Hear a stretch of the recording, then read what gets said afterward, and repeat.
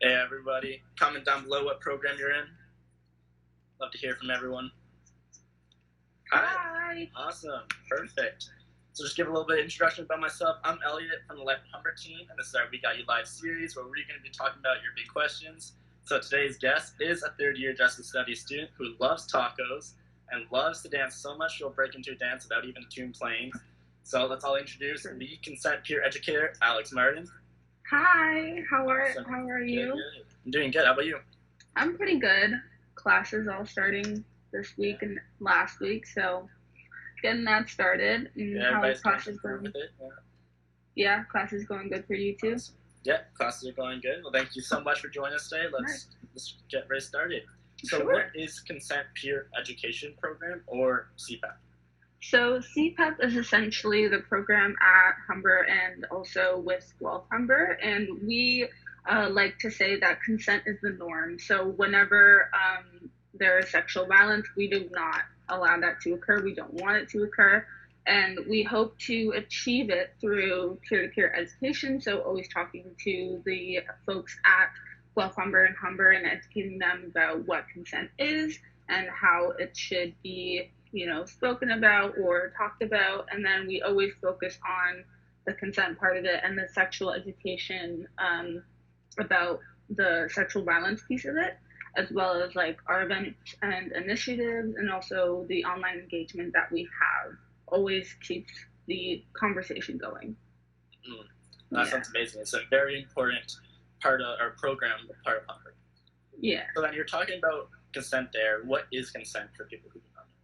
So to essentially talk about it, consent is something that is giving permission for somebody to do something essentially. So with that, consent always needs to be vocalized. It needs to be continual and fun. So it's not something that needs to be just like really, people shouldn't be scared about asking the question, right? So it allows us to have that sort of fun aspect and bringing it into our experiences, making it fun and comfortable for the folks that are involved in the experience. And then when consent is actually being given or asked, it needs to be sober. It must be sober. And also, like, not, and none of the parties should be influenced by drugs or alcohol or anything that makes the individual incapable of giving consent, right? So, they must be conscious, they must be awake and present in the moment in order for that consent to be given. And then consent cannot be through power or through any authority. Like if, let's say, your boss was to come to you and say, if you don't have sex with me, I will fire you. So it can't be given or used in a power of authority. So that's really important when talking about consent, and it's putting them in a position where there's no other option for them to say yes because it's their job. So that shouldn't be happening. And it should not be assumed or implied. It needs to be clear with the individuals that are involved. And I would also say it must be present in a relationship as well. So never think that if you're in a relationship that it's assumed that because you've been together with this person for 5 years that you can automatically have sex with your partner, right? So it needs to be always asked for, it needs to be given freely in a situation. And it shouldn't always be something that people should be scared to do. It's something that should be always in a sexual experience and in general as well. Like there needs to be consent in our normal lives. So yeah, that's essentially like the gist of consent. But if anybody has any questions, like feel free to comment. Yeah, no, for sure. Drop your questions down below. We can come back to them at the end. No, but yeah, thank you for sharing those points. It's definitely an important topic, and it needs to be a continual conversation. Exactly. So how has consent changed during COVID-19, if at any?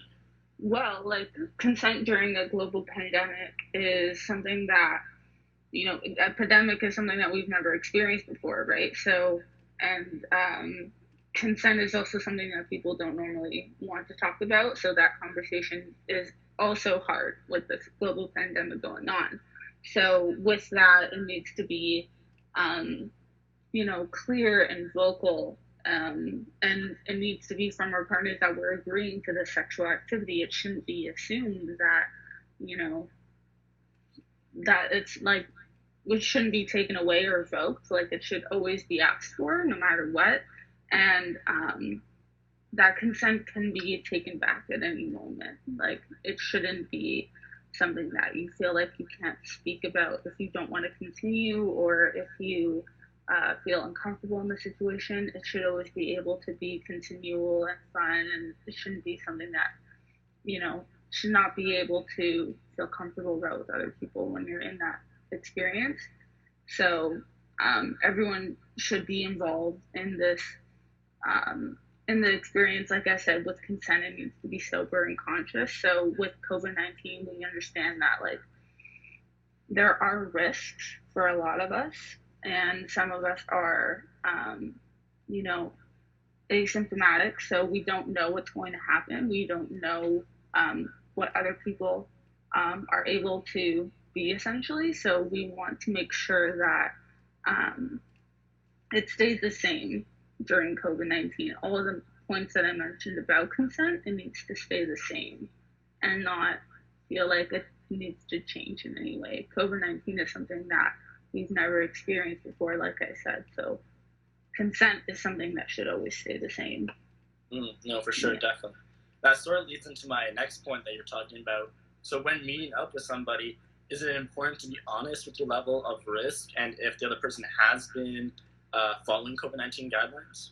100%, yeah. You should be honest with the partner or a person that you are engaging with with sexual activity. We have the rule of, maintaining your bubble, and also it needs to be less than 10 people. And we need to abide by those rules in order to make sure that we are, staying safe, essentially. So when you're meeting up with someone, you can talk about with the person that you're meeting up with, should we be wearing masks? We haven't, been seeing any other people. We've been staying in our homes.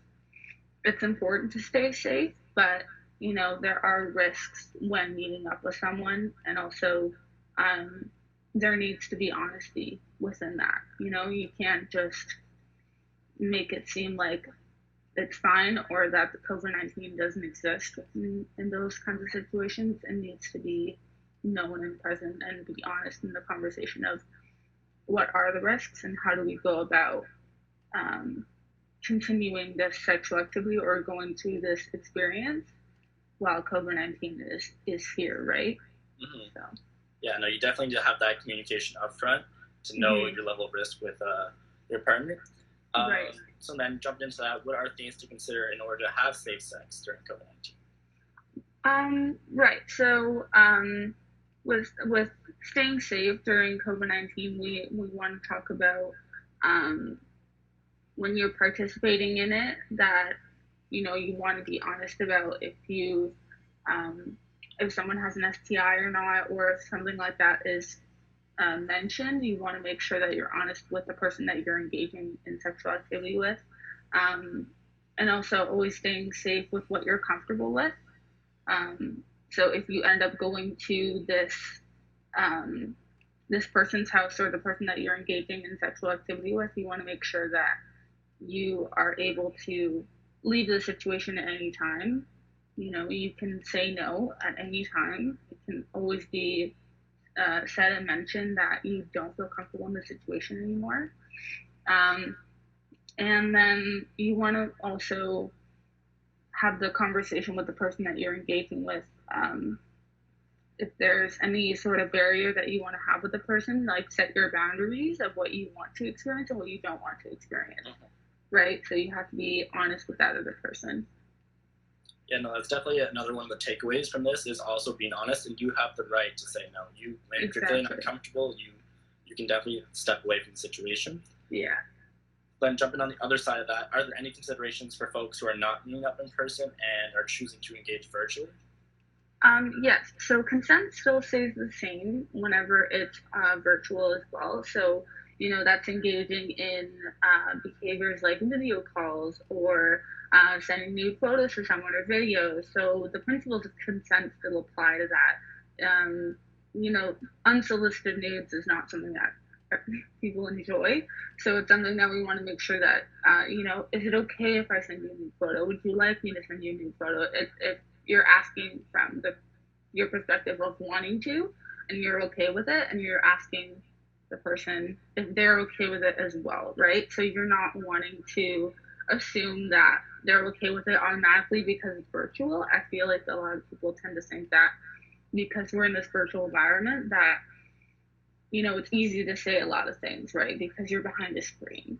So it's important to not assume as well that the other person wants things like nude photos or anything like that. So I definitely think flirting over messaging and stuff like that can definitely help you know if the other person is engaged with that or not.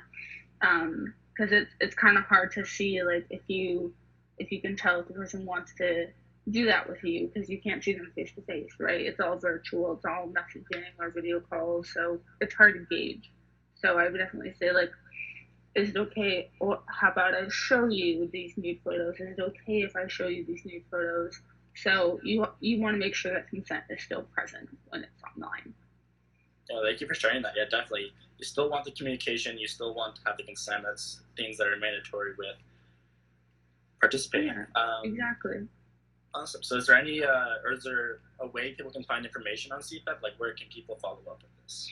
Yeah, so a lot of the stuff that we do is posted on our Instagram. So it's the one that I'm using at the moment. So it's at CPEP Team.